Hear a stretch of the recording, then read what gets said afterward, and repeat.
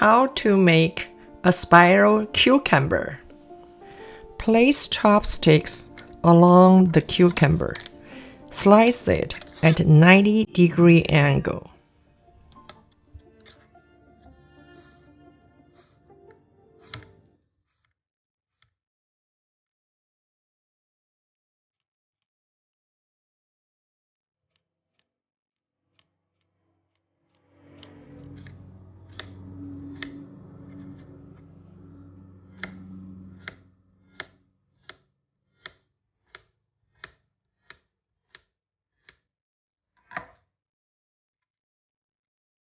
Turn the cucumber to the other side.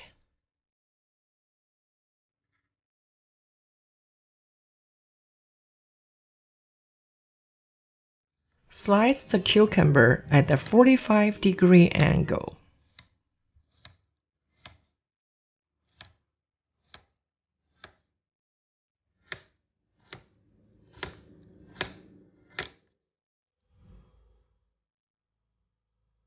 Yay! Well done!